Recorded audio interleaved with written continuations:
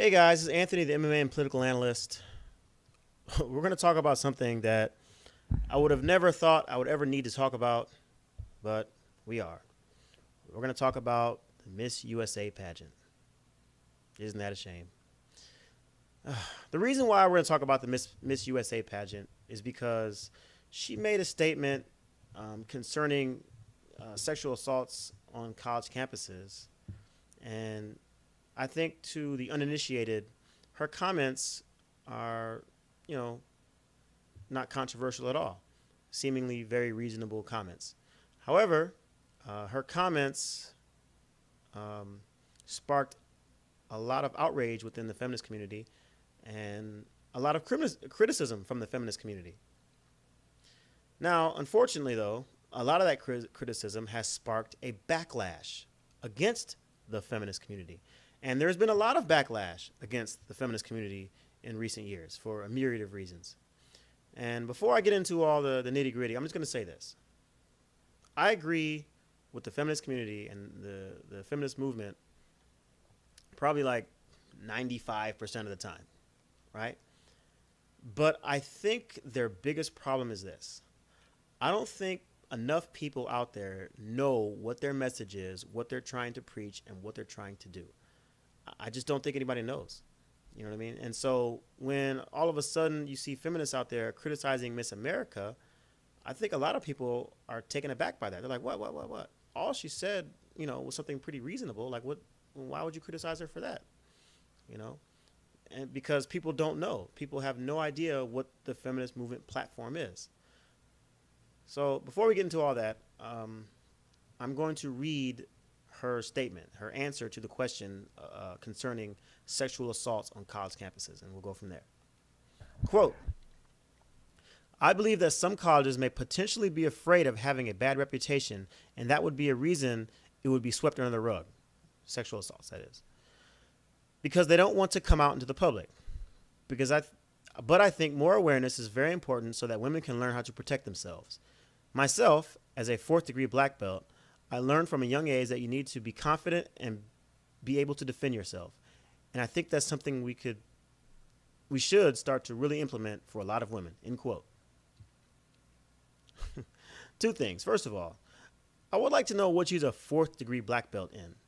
For those of us who train in mixed martial arts, we kind of know about the whole karate and, a lot of the little stuff that people learn out there these days. And we also know what's effective and what's not effective. So I kind of want to know what she's a 4th degree black belt in, okay? But that's a different story. Also, I hate the way they answer these questions, and I hate the way they talk. It's like they use that weird, like, active voice when they answer questions. Like when she says, myself as a 4th degree black belt. Like, who says that? Who talks like that? Anyway. Okay. But anyway, her comments are seemingly just rather benign, right? I think most people could agree with that. Like, yeah. There's a lot of rapes out there, a lot of sexual assaults. So women should learn how to defend themselves. So if something happens, they can defend themselves. Yeah, great, right? Now, and again, I think that's a reasonable response. I don't think anybody is really see that as a bad thing. And so when they see feminists coming out now and criticizing Miss USA for saying that, they're lost. They're like, what are they talking about? What's wrong with defending yourself? Everybody wants to defend themselves.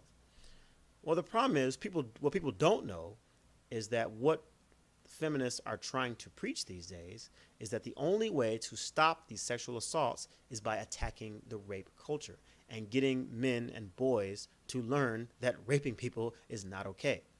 Okay, it's like attacking the problem at the source. Okay, not putting all of the onuses on the victim.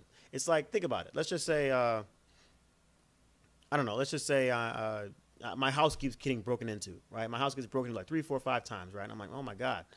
And they say, okay. The police come to my house for the last time and they say, hey, check this out. Just buy a gun. Okay, sir? Buy a gun, and if somebody breaks into your house again, you need to defend yourself and shoot them. Right? I mean, wouldn't I be a little taken aback by that? Wouldn't I be like, wait a minute, why should I have to do that? For one, you're the cops. You're the one who are supposed to go out and arrest these people who are breaking in my house. And two, why don't we try to get people to not steal? If we figure out a way to get people to not steal, then I wouldn't need to buy a gun. I mean, yeah, great. I can buy a gun and I can defend myself if I want to, but that shouldn't be the priority. The priority for society and the priority for you, the priority for you, the police, should be to go out and find this dude and arrest him and get him off the damn streets. And the onus is on society should be to stop these thefts from happening, right? I mean that would seemingly be a much better solution than just, hey, buy a gun, right? And it's the same thing with these rapes. They want to attack the problem at the source by attacking the rape culture. Now I'm going to explain that later, but I just want to familiarize people with the message, right? So I think that since a lot of people don't know that, people are lost. They're like, what are these women talking about?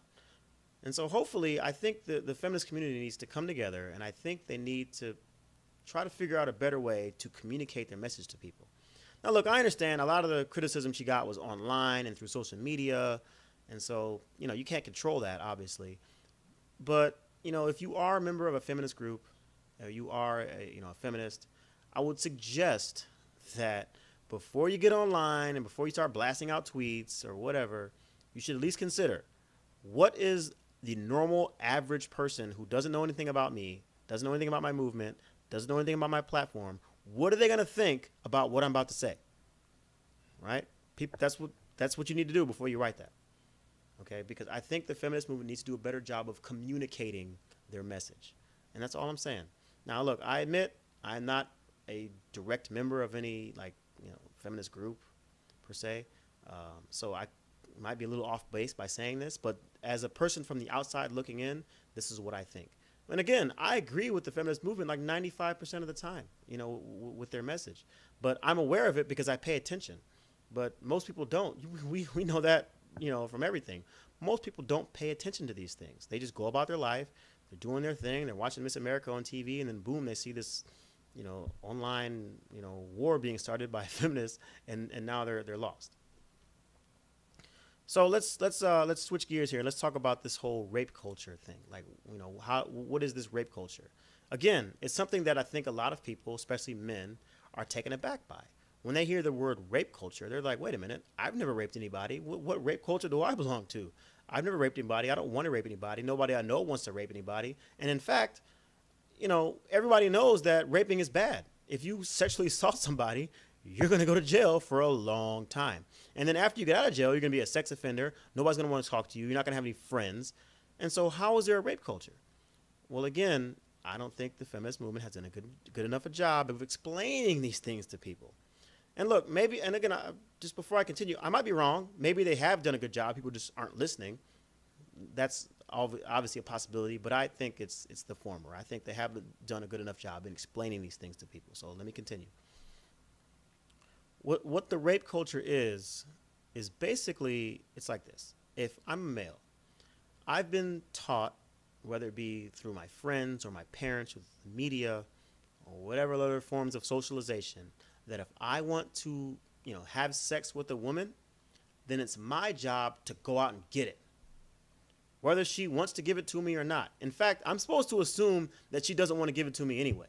I'm supposed to assume that I want to get it, she doesn't want to give it up, so now I have to, in some way, either convince, coerce, or do whatever is necessary to get her to want to have sex with me, right?